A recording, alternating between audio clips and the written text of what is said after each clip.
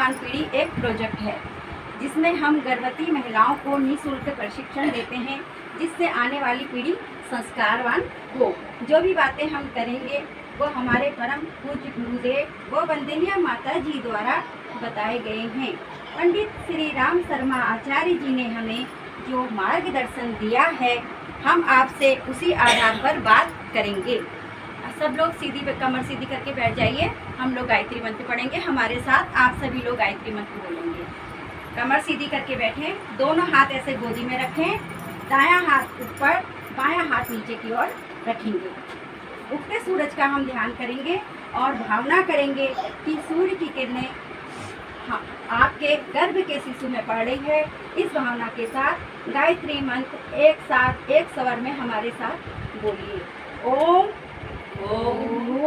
भूर्भुवः स्वाहा तत्सवितुर्वरेण्यं भर्गो देवस्य धीमहि धियो यो नः प्रचोदयात्।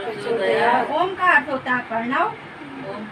आप सुनिए, ओम का अर्थ होता है प्रणव, भूर का अर्थ होता है मनुष्य को प्राण देने वाला, भुव का अर्थ होता है दुखों का नाश करने वाला, स्वर का अर्थ होता है सुख प्रदान करने वाला, तत् का अर्थ होता है वह, सवितुर का अर्थ होता है सूर्य की भांति उज्ज्वल, वर्णेनियम का अर्थ है सबसे उत्तम, भर्गो का अर्थ है कर्मों के द्वारा उद्धार करने वाला, देवस्य प्रभु को कहते हैं देवस्य, धीमहि आत्मचिंतन करने योग्य, धियो हमारी जो बुद्धि होती है उसको धियो कहते हैं, और यो नः, यो का अर्थ होता है जो हमारी बुद्धि, नः का अर्थ होता है हमारी, जो हमारी बुद्धि को आत्मचिंतन के योग्य बनाती है, वही गायत्री मंत्र। और प्रचोदयात् का अर्थ है हमें शक्ति दे। प्रार्थना करते हैं ना भगवान से, भगवान हमारे को ये शक्ति दीजिए, कहती है ना जब हम परेशानी में होते हैं, तो वही चीज हुआ गायत्री मंत्र सूर्य का मंत्र होता है।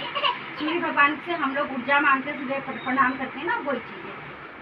आज जो माहौल चारों तरफ दिख रहे हैं, क्या आप चाहते हैं कि आपके घर में ऐसे संतान हो जो हर समय आपकी परेशानी का कारण बने, या आप ऐसी संतान चाहते हैं जो संस्कारवान हो? यह आप पर निर्भर करता है। आप बच्चा अच्छा चाहते हो या बुरा चाहते हो, ये माँ पे निर्भर होता है ना, जो अपना जीवन भी सफल बनाए और आपको तथा आपके परिवारजनों को सुख दे।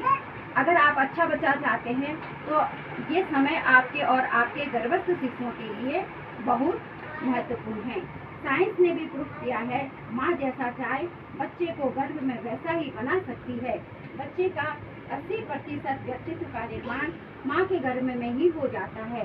इसलिए गर्भ के समय में माँ को अपने खान पान, विचार व व्यवहार में व घर के वातावरण पर विशेष ध्यान देना चाहिए। आप जैसे विचार रखेंगे, भोजन करेंगे, या आपके परिवार के सदस्य जैसा व्यवहार आपके साथ करेंगे, आपका बच्चा वैसा ही बनेगा ना। अगर माँ दिन भर में लड़ाई झगड़ा करेगी, दूसरों की बुराई करेगी, चुगली करेगी, निंदा करेगी, और या गर्भवती माँ के साथ परिवार वाले गाली गलौज करे, बुरा व्यवहार करे, ताने मारे, तो बच्चा भी कैसा बनेगा? जब वो बाहर को आएगा तो कैसा बनेगा? झगड़ालू प्रवृत्ति का, लड़ाकू, गुंडा, चाकू मारने वाला ना। और अच्छा विचार करेंगे तो क्या है? बच्चा पूजा पाठ करने वाला, माँ बाप की सेवा करने वाला, है ना। कहते हैं ना बच्चा क्या होता है? बुढ़ापे की लाठी। तो बच्चा जैसा माँ चाहे बच्चे को वैसा बना सकती। तो हमें अपने बच्चे को अच्छा बनाने के लिए क्या करना चाहिए? हमें विशेष 2 बातों का ध्यान रखना चाहिए। पहला ध्यान ये रखना चाहिए कि तीसरे महीने के बाद से 9वें महीने तक कभी भी हमें गर्भ संस्कार कराना चाहिए। वैसे तो चौथे महीने में गर्भ संस्कार मिलना चाहिए ना, चौथे महीने से बच्चा सुनने लग जाता है। गर्भ संस्कार करने से बच्चे के बुरे संस्कार जो होते हैं वो समाप्त होते हैं, क्योंकि बच्चा जो है अपने साथ कई जन्मों के अच्छे बुरे कर्म लेके आता है ना। तो वो जो बुरे कर्म होते तो हमारे गायत्री मंत्र के द्वारा, गर्भ संस्कार करने के द्वारा ये बच्चे के गर्भ में ही खत्म हो जाते हैं, और बच्चे जो दिव्य आत्मा हमारे यहाँ आ रही है वो एक पवित्र आत्मा बन जाती है। 9 महीने तक गर्भवती को अपने खान पान पे, अपने विचारों पे, अपने व्यवहार पे विशेष ध्यान देने की जरूरत है। कभी भी तनाव में नहीं रहना चाहिए गर्भवती महिलाओं को, वैसे भी किसी को नहीं रहना चाहिए तनाव में। देखो घर में तो 10 प्रकार की परेशानी आती ना, कहते ना वही बहू अच्छी होती जो प्रसन्नचित है। तो कभी माँ के अंदर ऐसे हार्मोन्स पैदा होते हैं, वही हार्मोन्स बच्चे में भी आ जाते हैं। इससे बच्चे का शारीरिक मानसिक, अगर हम चिड़चिड़े या तनावग्रस्त रहेंगे तो क्या है, बच्चे का शारीरिक मानसिक विकास में परेशानी आती है ना, तो बच्चा फिर वैसा ही पैदा होगा और बच्चे का वजन भी कम हो जाता है। बच्चे के सर्वांगीण विकास के लिए माँ की सोच अच्छी व प्रसन्नचित होनी चाहिए। बुद्धिमान बच्चा चाहिए तो किसी भी गायत्री मंत्र, राम मंत्र, हनुमान चालीसा, किसी भी इन चीज़ों का जाप, ध्यान और मधुर संगीत। बच्चों बातें नहीं, सुबह उठते समय हल्के स्वर में गायत्री मंत्र बजाएं, वो सोते समय गायत्री मंत्र सुनकर ही सोना चाहिए, है ना। गर्भ में ही आदत डाल दीजिए, आप ऐसे गर्भ में हाथ रखिए और गायत्री मंत्र पढ़िए, है ना। बच्चे के अंदर बचपन से ही वैसी भावना आ जाएगी। गर्भ संवाद क्या होता है? गर्भवती माँ को दिन भर में बच्चे से बातें करनी चाहिए, बच्चे को प्रेरणादायक कहानियाँ सुनानी चाहिए। चौथे महीने से आप वैसे बातें करें ना बच्चे से, जब बच्चा गर्भ में चौथे महीने आ जाता है, ऐसे बात करिए जैसे बच्चा आपकी गोदी में बैठा है, और वो आप जो बातें उसे सिखाओगे, बच्चा वो जब गर्भ से बाहर आएगा तो वो बड़े होकर वैसा ही व्यवहार करता है। जब जो माँ बच्चे को गर्भ में सिखाती है ना, बच्चा बड़े होकर वैसा ही व्यवहार माँ बाप से करना शुरू कर देता है। सुबह उठ के हल्के स्वर में और मधुर संगीत के साथ गायत्री मंत्र बजाएं। मधुर संगीत सुनने की आदत गर्भ से ही बच्चे में डाल देनी चाहिए। हमें नॉर्मल डिलीवरी करने के लिए योगा भी करना चाहिए, और जिससे भूख नहीं लगना, कब्ज की जैसी शिकायत होती है ना, ये योगा करने से सब दूर हो जाती है। प्राणायाम, योगा, ये सब चीज़ करनी है। आजकल रामदेव बाबा ने भी चला रखी है ना, ये पहले हमारे लोग करते थे, पहले महिलाएं सब करती थी, बीच में ये सब छोड़ दिया है ना, इसलिए अभी दोबारा शुरू हुआ है। आहार, दिन भर में 3 कटोरी दाल, 1 कटोरी सुबह अंकुरित, फिर दिन में चावल के संग दाल खानी चाहिए, फिर शाम को 3 कटोरी दाल जरूर लेनी चाहिए। 3 कटोरी सब्जी तीनों टाइम लेनी चाहिए, है। सब्जी में हरी सब्जी एक टाइम जरूर खाएं आप, इससे क्या होता है, पाचन क्रिया हमारी सही रहती है।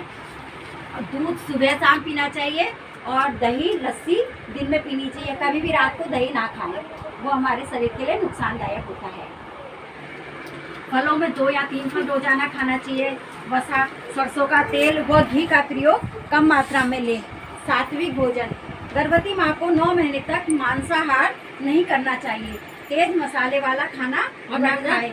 हरी सब्जी रोज 1 बार जरूर खानी चाहिए। भोजन बनाते समय, खाना परोसते समय या खाते समय हमें गायत्री मंत्र पढ़ के खाना चाहिए। अगर आपको गायत्री मंत्र नहीं आता है तो आप जिस भगवान को मानते हो उस भगवान का नाम लेके तब खाना चाहिए। उससे हमारे जो बच्चा पैदा होगा वो भी अच्छा होगा। परिवार के जितने लोग होंगे ना, गुस्सा क्रोध करना सब छोड़ देंगे, अच्छे विचार आ जाएंगे। संस्कारवादी भोजन क्या होता है? भोजन को बलिवेष्टि करते हैं। आपने देखा ना, घरों में चूल्हे में पहली रोटी डालते थे ना, उसको बलिवेष्टि कहते हैं। वो हमारे 5 देवताओं को मिलता है, जो हमें दिखाई नहीं देते, सूक्ष्म देवता होते हैं, उनको मिलता है वो।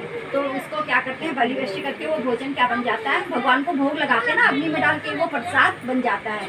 तो हम लोग क्या खाना थोड़ी खाते हैं, हम प्रसाद खाते हैं। माता का प्रसाद खाने के लिए हम कितने खुश रहते हैं, वैसे ये प्रसाद बन जाता है, अन्न देवता का प्रसाद बन जाता है, अन्नपूर्णा देवी का प्रसाद कहलाता है। पानी हमें 10 से 12 गिलास रोज पीना चाहिए। पानी तांबे के बर्तन में रखे पीना चाहिए, वो अमृत तुल्य बन जाता है। और कभी खड़े होकर पानी नहीं पीना चाहिए, उससे हमारे घुटनों के दर्द, जोड़ों में दर्द हो जाता है ना। पानी बैठ के धीरे से, एकदम से कहीं से आके एकदम पानी नहीं पीना चाहिए। और कोई बाहर से आता है, हम नहीं कहते इसको 1 गिलास पानी पिला दो, उसका कारण क्या है, जो उसके अंदर नेगेटिव विचार होते हैं या बाहर से थका खड़ा आता है तो अपना उसका गुस्सा दूर हो जाता है, इसलिए पानी पिलाया जाता है। पानी तो जरूर पीना चाहिए। पानी को क्या कहते हैं, अभी आप जैसे सुबह उठे, सूर्य की किरणें आ गई, उसको धूप में रख दीजिए ना, उसको धूप में रख दीजिए, उसमें क्या होता है, सूर्य की किरणें आ जाती है, वो आप पानी पियोगे तो आपकी बुद्धि तेज होगी। वो हर किसी को पीना चाहिए।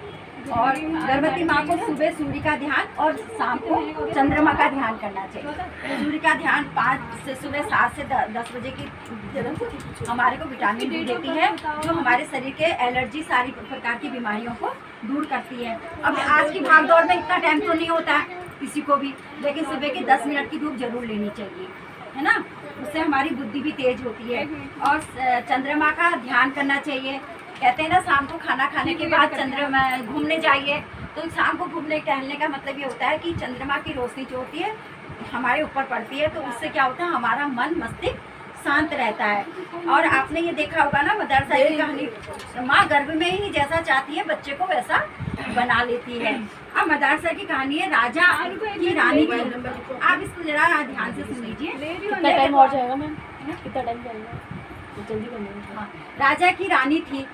राजा ने कहा, रानी चाहती थी मेरे बच्चे ज्ञानी बने, संत बने। वैसे वातावरण में आसपास रानी ने बना लिया, खान पान किया, तो उनके 2 बच्चे क्या बने, संत बने। राजा को चिंता हुई कि मेरे 2 बच्चे संत बन गए, अब शासन को कौन चलाए।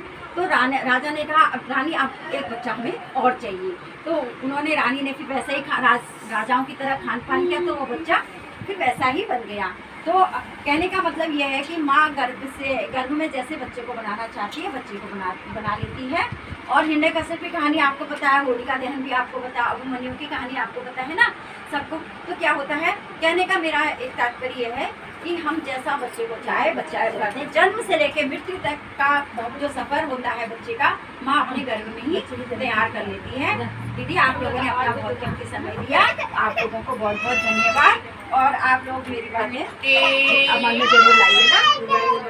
यहीं पर मैं अपने शब्दों को विराम देती हूँ। धन्यवाद आपका, धन्यवाद आपका। बहुत अच्छी बातें बताई आपने। आप लोग अपना नाम बता सकते हैं दीदी? मीना।